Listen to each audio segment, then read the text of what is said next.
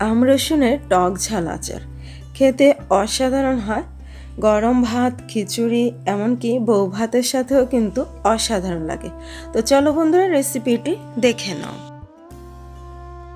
কাঁচা আম আর রসুনের আচার তৈরি করার জন্য এখানে নিয়েছি আমি প্রায় 2 কেজির মতো আম। আর আমগুলো কিন্তু কচিয়ে একেবারে ছোট ছোট সাইজের যে আম হয়, এখনও আটি হয়নি, এরকম নিয়েছি। যে কোনো আম দিয়ে হবে, তবে কাঁচা আম লাগবে। তো এখানে আমগুলো নিয়েছি। এবার আমগুলোকে খোসা ছাড়িয়ে কেউ চাইলে পাতলা পাতলা স্লাইস করে কেটে নিতে পারো, আবার চাইলে আমার মতো এরকম পাতলা ফালি ফালি করেও কিন্তু কেটে নিতে পারো। এতো আমি দেখিয়ে দিচ্ছি আমি কীরকম করে কেটেছি। যেহেতু আটি হয়নি, আমি এমন করেই কেটে নিয়েছি। আর আমগুলো কাটার সাথে সাথে আমি লবণ পানিতে ডুবিয়ে রেখেছি, এতে করে আমের যেই কালো কষ হয় সেটা খুব সহজে বেরিয়ে যাবে। এরপর কয়েকবার ভালো করে ধুয়ে নিয়েছি। এখন একটি এরকম ছড়ানো প্লেট নিয়েছি, প্লেট বা ডালা। এর মধ্যে আমি আমগুলোকে পানি ঝরিয়ে একটু ছড়িয়ে দেব। এই তো পানি থেকে উঠিয়ে আমি ডালার মধ্যে নিয়ে নিয়েছি। এরপর চাইলে এই আমগুলোকে কেউ 1-2 ঘন্টার জন্য রোদে দিতে পারো। আমি ঘরের মধ্যেই ফ্যানের বাতাসের নিচে রেখে দেব সারাদিনের মতো। যেরকম শুকায় ওটাতেই কিন্তু আমার হয়ে যাবে। এই দেখো আমটা কতটা শুকিয়ে গেছে। তো এর মধ্যে সামান্য হলুদ আমি নিয়েছিলাম মেখে, কেউ চাইলে হলুদ ছাড়াও কিন্তু নিতে পারো। তো দেখো আমার এই আমগুলো কতটা সুন্দর শুকিয়ে গেছে, এর চেয়ে বেশি শুকানোর দরকার নেই। তো আমি একটি টুলের মধ্যে দিয়ে ফ্যানের নিচে রেখে দিয়েছিলাম। এদিকে চুলায় আমি কিছু 5 ফোড়ন হালকা একটু ভেজে নিচ্ছি, খুব বেশি ভাজা যাবে না, এতে করে 5 ফোড়নের গ্রানটা কিন্তু নষ্ট হয়ে যাবে।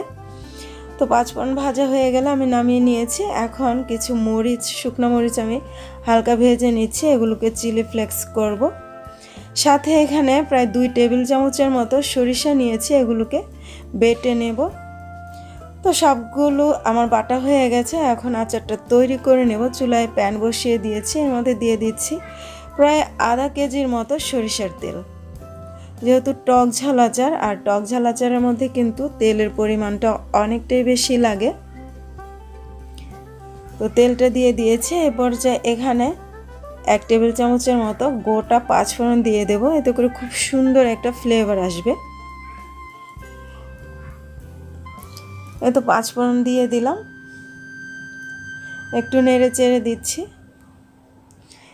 এবার এর মধ্যে দিয়ে দেব আদা রসুন বাটা। কেউ চাইলে রসুন কুচি করেও এ পর্যায়ে দিতে পারো। আমি যেহেতু পরে এর মধ্যে অনেকটাই রসুন অ্যাড করব, যার জন্য আলাদা রসুন কুচি করে দিলাম না। তো আদা রসুন বাটা দেওয়ার পরে এখানে 3 টেবিল চামচ পরিমাণ সরিষা বাটা অ্যাড করে দিলাম। এরপর নেড়েচেড়ে একটু মিশিয়ে নিলাম। তো এগুলো মোটামুটি ভাজা হয়ে গেছে। এ পর্যায়ে এখানে শুকিয়ে রাখা সেই আমগুলো দিয়ে দিচ্ছি।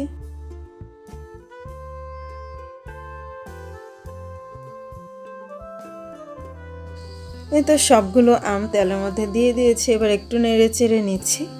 এ পর্যায়ে কিছু গুঁড়া মশলা অ্যাড করব। দিয়ে দিলাম 2 চা চামচ পরিমাণ হলুদ গুঁড়া, দিয়ে দিচ্ছি পরিমাণ মতো মরিচ গুঁড়া। এরপর এখানে অ্যাড করে দিচ্ছি 1 চা চামচ পরিমাণ জিরার গুঁড়া, দিয়ে দিচ্ছি 2 চা চামচ পরিমাণ ধনিয়া গুঁড়া।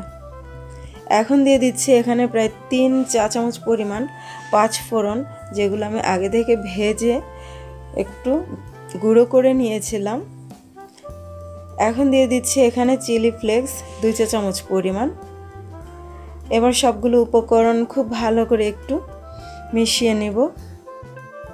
এরপর এখানে প্রায় 1 কাপের মতো গোটা রসুনের কোয়া আমি অ্যাড করে দিয়েছিলাম, যেটা আমি দেখাতে পারিনি, স্কিপ হয়ে গেছে।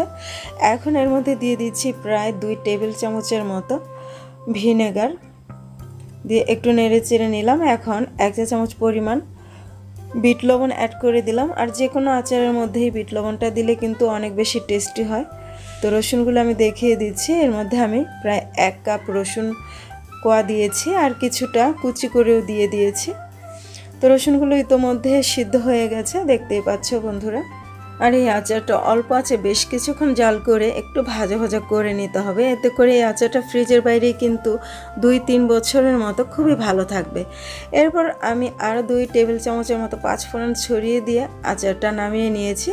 এখন একটু ঠান্ডা করে একটা বাটিতে নিয়ে নিচ্ছি। দেখতে পাচ্ছ বন্ধুরা, আচারটা একেবারে রেডি। আর কতটা লোভনীয় হয়েছে! এই আচারটা গরম ভাত, বউ ভাত, খিচুড়ির সাথে খেতে কিন্তু অসাধারণ লাগে। এমনিতেও হাতে নিয়ে খেতে কিন্তু খুব বেশি ভালো লাগে। আশা রাখছি রেসিপিটি ভালো লেগেছে। আজ এই পর্যন্তই। ভালো থাকো সবাই, সুস্থ থেকো।